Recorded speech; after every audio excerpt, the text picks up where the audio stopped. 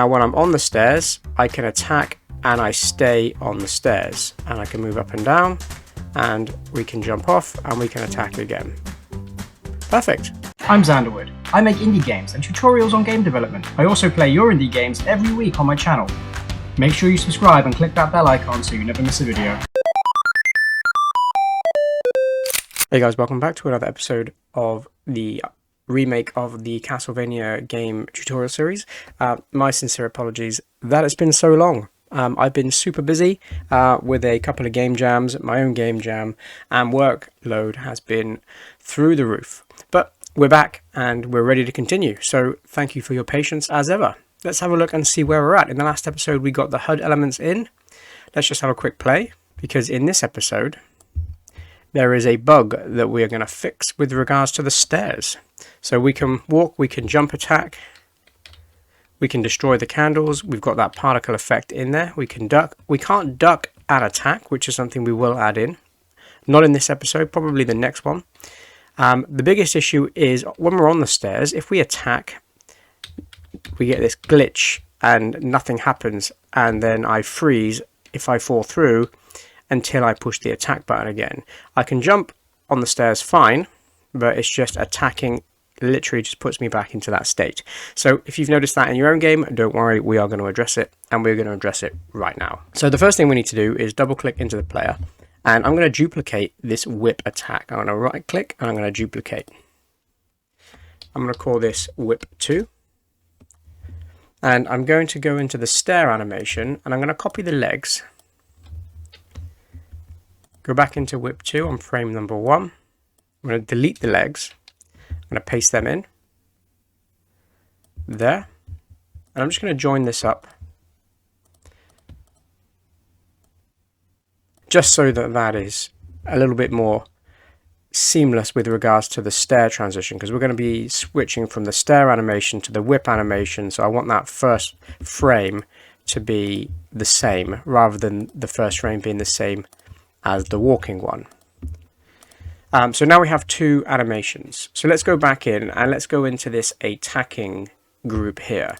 And I'm going to copy the whole thing and I'm going to paste it. And I'm going to change if state is equal to whip 2. And then trigger once, and we're going to play animation whip 2. So effectively we've got two whips, one if we're on the floor, one if we're on the stairs. The next thing we need to do is come down here to this block where it says player base. Oh, let's drag that out a little bit. Player base on landed, if state is not equal to whip, set state to idle. I'm going to copy this not equal to whip and paste it in again and change it to not equal to whip 2. So we've got the both of them in there.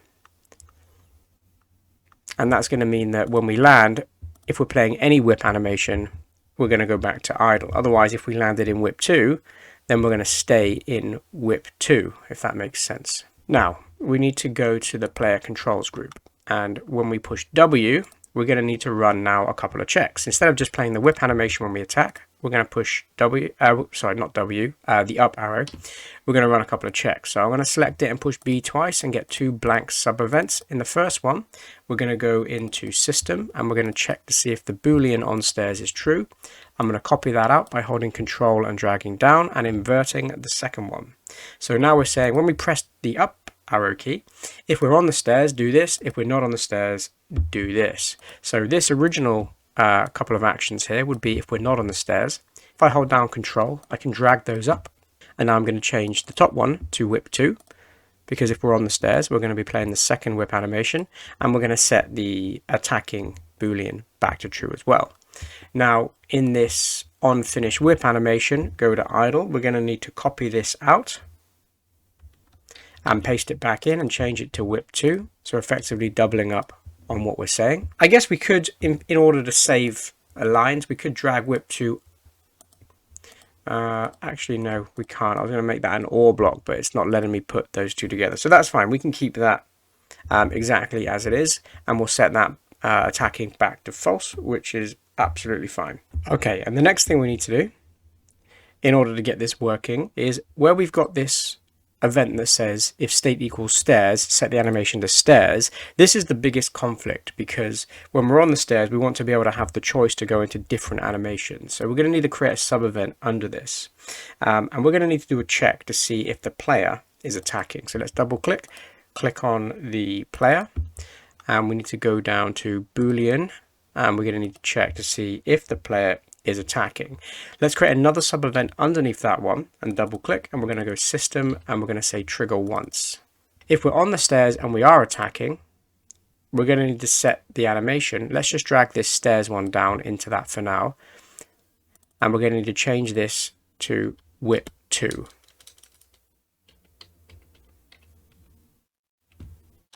So what this basically reads now is if we're on if the state is equal to stairs, so we've gone through the checks below and we've set the state to stairs. If we then start attacking, we're going to trigger once and set the animation to whip 2. Select the whole block, push B on the keyboard to get another blank sub event, not nested, underneath the first one.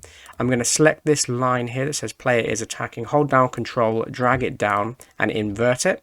And then this one's going to say if we're on the stairs and we're not attacking, then we can go ahead and set the animation to stairs. And I think that is going to do it. So let's hit Control S and save, push play. Let's just test. We can still jump, we can still attack, we can still break candles, which is fine.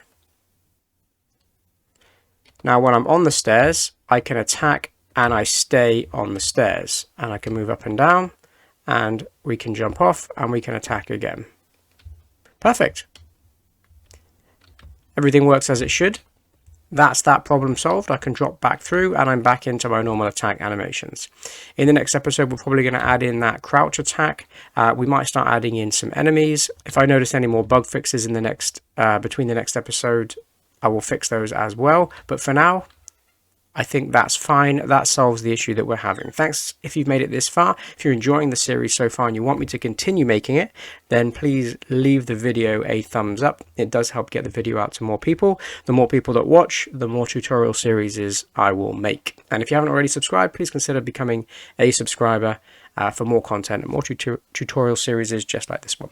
And finally, before we finish the video, a massive shout out, as always, to my fantastic Patreon supporters: James Welch, Foozle CC, Basic Terror, Zan, Retro Galaxy, Fan, Mushingski, Jet Simon, Olivier Bernier, Amari Lewis, Enmark Games, Matt, and Seth Coble for supporting my game dev journey. If you want to see what's on offer on the Patreon, then there is a link in the description. You can get yourself monthly access to all my pixel art, game packs, music, and Construct 3 support on a monthly basis.